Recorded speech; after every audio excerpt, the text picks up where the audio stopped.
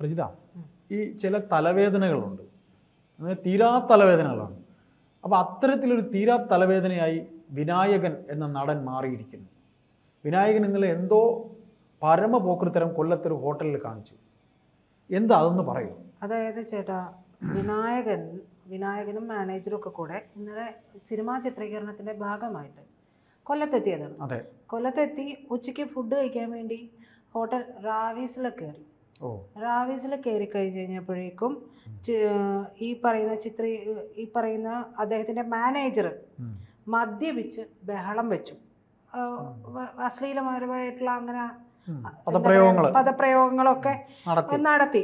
അപ്പോൾ ഈ അസഭ്യവർഷവും സ്ത്രീകളും കുട്ടികളും ഒക്കെ ഉണ്ടല്ലോ ഹോട്ടലല്ലേ, അപ്പോൾ അവിടെ വെച്ചിട്ട് ഇത്തരത്തിലുള്ള കാര്യങ്ങളൊക്കെ ചെയ്തു. അപ്പോൾ അതിനെതിരെ മാനേജർ ഈ പറയുന്ന ഹോട്ടലിലെത്തിയ ജീവനക്കാരെ കയ്യേറ്റം ചെയ്യാനൊക്കെ ശ്രമിക്കുകയും ചെയ്തു. അതോടുകൂടി ഹോട്ടൽ അധികൃതർ സ്വാഭാവികമായും എന്ത് ചെയ്തു? പോലീസിനെ വിവരം അറിയിച്ചു. പോലീസിനെ വിവരം അറിയിച്ചതോടുകൂടി ഈ പറയുന്ന വിനായകനൊക്കെ ചേർന്നിട്ട് അവിടെ കിടന്ന് ഭയങ്കര ബഹളമായി. അവിടെ കിടന്ന് ബഹളം വെച്ചു. അവസാനം പോലീസ് എത്തി വിനായകനെയും ഒക്കെ കസ്റ്റഡിയിലെടുത്തു. KP ആക്ടിലെ 118A വകുപ്പാണ് ചുമത്തിയത്.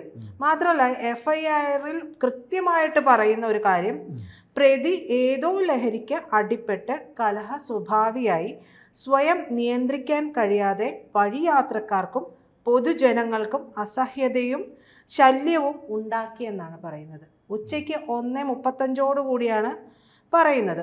എന്തായാലും അഞ്ചാലുമൂട് അല്ലെ, അഞ്ചാലുമൂട് പോലീസ് എത്തിയിട്ടാണ് വിനായകനെ കൊണ്ടുപോകുന്നത്. കസ്റ്റഡിയിലെടുത്ത് ഇയാളെ സ്വാഭാവികമായിട്ടും പോലീസിന് വൈദ്യപരിശോധനയ്ക്ക് ഹാജരാക്കേണ്ട വരുമല്ലോ. അങ്ങനെ അതെ, അതുകൊണ്ട് അങ്ങനെ ചെയ്യാൻ തീരുമാനിച്ചു. അങ്ങനെ അതിനെ വിധേയനുമാക്കി. പരിശോധനയിൽ മദ്യപിച്ചെന്ന് കണ്ടെത്തുകയും ചെയ്തു. സ്റ്റേഷനകത്ത് വെച്ചിട്ടും ഈ പറയുന്ന വിനായകനും മാനേജറും നടത്തിയത് ശുദ്ധ പോക്രിത്തരമാണ്. തീർച്ചയായിട്ടും ആ പോലീസിന്റെ ഒരു നിവൃത്തികേട് ആലോചിച്ച് നോക്കണം. ഇയാൾക്കെതിരെ കൃത്യമായ മറ്റെന്തെങ്കിലും ഒരെണ്ണം വെച്ചു കൊടുക്കാമെന്ന് കരുതിയിട്ടുണ്ടെങ്കിൽ അത് പ്രശ്നമാവില്ലേ? തീർച്ചയായിട്ടും കലാകാരനാണ്. പിന്നെ കലാകാരൻ മാത്രമല്ല, കൊലാകാരനാണ്. കൊലാകാരനാണ്. കാരണം ഈ പറയുന്ന വിനായകൻ മാന്ത്രികം എന്ന് പറയുന്ന സിനിമയിലൂടെയാണ് എനിക്ക് ഓർമ്മയുണ്ട് ആ സിനിമ. ഒരു ചെറിയ കഥാപാത്രം. അതെ അതെ, ബ്രേക്ക് ഡാൻസ് ഒക്കെ കളിക്കുന്ന ഒരു കഥാപാത്രം. എനിക്ക് ഓർമ്മയുണ്ട് അത്. പിന്നീട് 2016 കമ്മട്ടിപ്പാടം എന്ന സിനിമയിലൂടെ അഭിനയത്തിനുള്ള പുരസ്കാരമൊക്കെ. അദ്ദേഹത്തിന് ചില സിനിമകൾ, എല്ലാം ഒന്നും ഞാൻ കണ്ടിട്ടില്ല, പക്ഷേ ചില സിനിമകളൊക്കെ ഞാൻ കണ്ടിട്ടുണ്ട്. ആ ഒരു ക്യാരക്ടറിനെ കൃത്യമായ രീതിയിൽ അദ്ദേഹത്തിന് അവതരിപ്പിക്കാൻ കഴിയാറുണ്ട്. പക്ഷെ അത് നമ്മൾ എന്താ പറയാ, അംഗീകരിക്കുമ്പോഴും ഒരു പൊതുസമൂഹത്തിന് മുന്നിൽ ചെയ്യേണ്ട കാര്യങ്ങളുണ്ട്, പാലിക്കേണ്ട മര്യാദകളുണ്ട്. ആ മര്യാദകൾ ഈ പറയുന്ന കലാകാരൻ അല്ലെങ്കിൽ കൊലാകാരൻ പാലിക്കുന്നുണ്ടോ എന്നുള്ളതാണ്. നമ്മൾ ഏതൊരു മനുഷ്യനായും സമൂഹത്തിൽ പാലിക്കേണ്ട സാമാന്യ മര്യാദകളുണ്ട്. ഈ വർഷത്തിൽ ഒരു 2 തവണയെങ്കിലും ഈ പറയുന്ന വിനായകന് ഈ പോലീസ് കേസ് ഇതുമായി ഇങ്ങനെയുള്ള സംഭവങ്ങളിലൊക്കെ ഒന്ന് സ്റ്റേഷൻ കയറി ഇറങ്ങണം. നമ്മൾ പറയുന്നത് ഒരു ആചാരം എന്ന് പറയുന്നത്, അതായത് കുറഞ്ഞത് വർഷത്തിൽ അതെ ആചാരമാണ്. കുറഞ്ഞത് വർഷത്തിൽ 2 തവണയെങ്കിലും കയറി ഇറങ്ങിയാലേ താനൊരു നടനാകുള്ളൂ. എനിക്കറിയില്ല, ചിലപ്പോൾ അദ്ദേഹത്തെ അനുകൂലിക്കുന്നവരൊക്കെ ഉണ്ടാകാം, ചിലപ്പോൾ നമുക്ക് തെരുവിൽ കേൾക്കാം. ഞാൻ പറയുന്നത് അദ്ദേഹത്തിന്റെ അഭിനയ സിദ്ധിയെ, അഭിനയ പ്രതിഭയെ അംഗീകരിച്ചുകൊണ്ട് തന്നെ പറയുകയാണ്, ഇങ്ങനെയല്ല പെരുമാറേണ്ടത്. അപ്പോൾ ഈ പറയുന്ന ആള് ഒരു നമ്മൾ പറയില്ല, വിവാദ പുരുഷൻ, വിവാദങ്ങളുടെ തോഴൻ അല്ലെ, വിവാദങ്ങളുടെ തോഴൻ അങ്ങനെയായിട്ടൊക്കെ മാറിയിട്ടുണ്ട്. 2024 സെപ്റ്റംബർ 7 ഹൈദരാബാദ് വിമാനത്താവളത്തിൽ വെച്ചിട്ട് മദ്യപിച്ച് ബഹളം വെച്ചു. അതിന് പോലീസ് കസ്റ്റഡിയിൽ എടുത്തിട്ടുണ്ട്. മാത്രമല്ല, മുൻ മുഖ്യമന്ത്രിയായിരുന്ന ഉമ്മൻചാണ്ടിയുടെ മരണവുമായി ബന്ധപ്പെട്ട് വളരെ മോശമായിട്ടുള്ള ഒരു കമന്റ് പങ്കുവെച്ചു. അതിനുശേഷം മീട്ടു ആരോപണങ്ങൾ വന്നു. അദ്ദേഹം പച്ചയ്ക്ക് ചോദിക്കുകയാണ്, എനിക്ക് സെക്സ് ചെയ്യണമെന്നുള്ള ആ സ്ത്രീയോട് ഞാൻ ചോദിക്കും, എന്തുദ്ദേശത്തിലാണ് ഇതൊക്കെ ചെയ്യുന്നത് എന്ന് പറയുന്നത് എന്ന് പോലും എനിക്ക് മനസ്സിലാവുന്നില്ല. ഇതുപോലെ തന്നെ എന്താ പറയുക, ഇരുന്നെടുത്ത് പാറ്റയെ ദേഹത്ത് കയറ്റിയിട്ടതുപോലെയുള്ള ചില പ്രകടനപരത കാണിക്കുന്ന ഒരു നടനുണ്ട്. ആ നടനാണ് മറ്റു ഒരു കേസിൽ ഡ്രഗ്സുമായി ബന്ധപ്പെട്ടുള്ള ഒരു കേസിലൊക്കെ ഉയർന്നു കേട്ടിട്ടുള്ള അഭിമുഖത്തിന് അനുവാദം കൊടുക്കുക, അഭിമുഖത്തിൽ ചോദിക്കുന്ന ചോദ്യങ്ങൾക്ക് ബന്ധമില്ലാത്ത മറുപടി പറയുക, അവതാരകന്റെ വായ അടപ്പിക്കുക എന്ന് പറഞ്ഞാല് ചോദിക്കുന്ന ചോദ്യത്തിനുള്ള മറുപടി ഒന്നുമല്ല പറയാം. ആ നടൻ അങ്ങനെയാണ്. അപ്പൊ എന്തായാലും നമ്മൾ പറഞ്ഞു വന്നത് വിനായകന്റെ കാര്യമാണ്.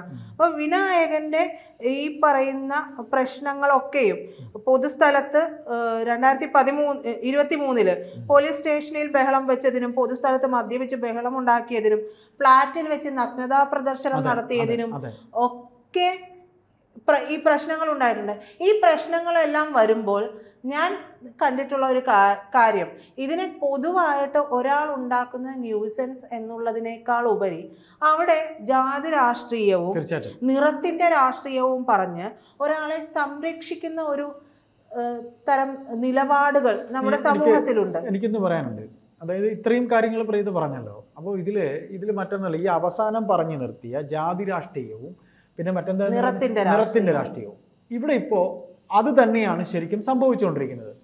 വിനായകനെതിരെ സർക്കാരിന് നടപടിയെടുക്കുന്ന കാര്യത്തിൽ ഇപ്പോൾ വേടന്റെ കേസ് ഇവിടെ നമ്മൾ പറഞ്ഞു.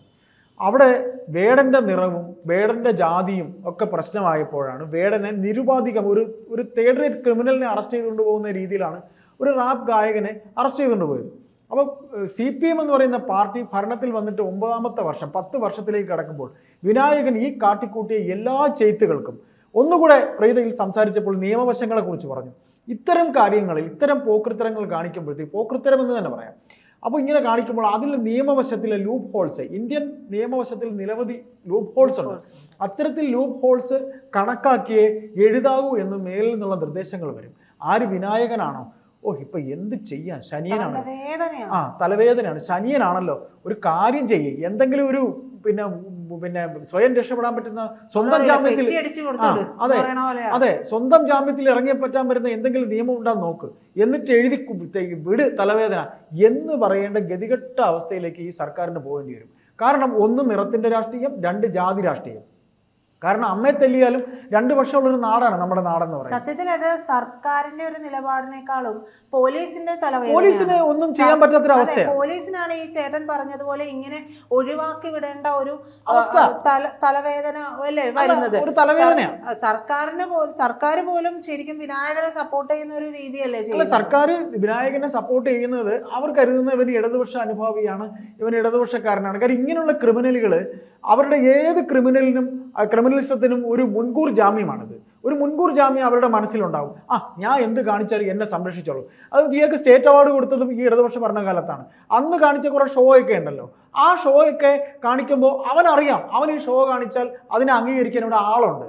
വിനായകൻ എന്ത് പട്ടി ഷോ കാണിച്ചാലും അതിനെ അംഗീകരിക്കാൻ ഇവിടെ ആളുണ്ട്. ഈ അംഗീകാരം തനിക്ക് കിട്ടുമെന്നും തന്നെ സംരക്ഷിച്ചു കൊള്ളുമെന്നും അവന്റെ മനസ്സിൽ, അവന്റെ ഉപബോധ മനസ്സിൽ അത് ഉള്ളത് കൊണ്ടാണ് ഈ പറയുന്ന രീതിയിലുള്ള സംരക്ഷണം കിട്ടുന്നത്. അതായത് ചേട്ടനോട് ഞാൻ പറഞ്ഞതേ, നമ്മൾ പറഞ്ഞ ആ കാര്യം തന്നെ, അതായത് ജാതി രാഷ്ട്രീയവും നിറത്തിന്റെ രാഷ്ട്രീയം, പ്രത്യേകിച്ച് ഇപ്പോൾ ജാതി രാഷ്ട്രീയത്തെ ഒന്ന് പിൻവലിച്ചിട്ട് നിറത്തിന്റെ രാഷ്ട്രീയത്തെയാണ് പ്രൊജക്ട് ചെയ്യുന്നത്. ഈ നിറത്തിന്റെ രാഷ്ട്രീയം പറഞ്ഞ് എന്ത് കളി കളിച്ചാലും അത് നിലനിൽക്കും എന്നുള്ളതാണ്. നമ്മൾ ഇപ്പോഴും പറയുന്നു, വിനായകൻ എന്ന് പറയുന്ന നടന്റെ അഭിനയ പ്രതിഭയെ നമ്മൾ അംഗീകരിക്കുന്നു, ഒരിക്കലും കുറച്ച് കാണുന്നില്ല.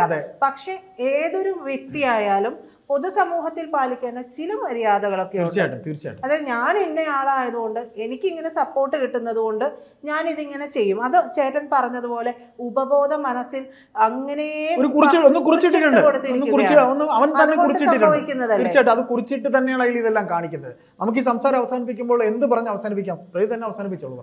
ഞാൻ പറയുന്ന അത്രയേ ഉള്ളൂ. നിറത്തിന്റെ രാഷ്ട്രീയമോ ജാതി രാഷ്ട്രീയമോ ഏതൊരു രാഷ്ട്രീയമോ ആയിക്കോട്ടെ, അതല്ല ഒരു സമൂഹത്തിലേക്ക് ഇറങ്ങി നടക്കുമ്പോൾ, പ്രത്യേകിച്ച് ഒരു ഫിലിം സ്റ്റാർ ആണ്, എല്ലാവരും ശ്രദ്ധിക്കുന്നവരാണ്. ആ ശ്രദ്ധിക്കുന്നവരായതുകൊണ്ട് പുരോഗമനം എന്ന് പറഞ്ഞതുകൊണ്ട് ഓപ്പൺ ആയിട്ടുള്ള മൈൻഡാണ് എന്ന് പറഞ്ഞുകൊണ്ട് എന്ത് തോന്നിയവാസവും കാണിക്കാം എന്നുള്ള ഒരു ധാരണ അത് സമൂഹത്തിൽ നിന്ന് മാറിപ്പോകേണ്ടതുണ്ട്. അത് മാറിപ്പോകണമെന്നുണ്ടെങ്കിൽ സർക്കാർ അതിനനുസരിച്ചിട്ടുള്ള നടപടിക്രമങ്ങളിലേക്ക് വരണം. അവിടെ ഒരു രാഷ്ട്രീയവും ഒരു തരത്തിലുമുള്ള ഒരു രാഷ്ട്രീയവും ഒരു മാനദണ്ഡങ്ങളും വയ്ക്കരുത്. അത് കൃത്യമായി ഒരാൾ തെറ്റ് ചെയ്തിട്ടുണ്ടോ തെറ്റിനുള്ള ശിക്ഷ കൊടുക്കാനുള്ള ഒരു ആർജവം സർക്കാരിനുണ്ടാവണം. സർക്കാരിന് അതുണ്ടായാലേ പോലീസിന് അത് നടപ്പാക്കാനും സാധിക്കും. തീർച്ചയായിട്ടും.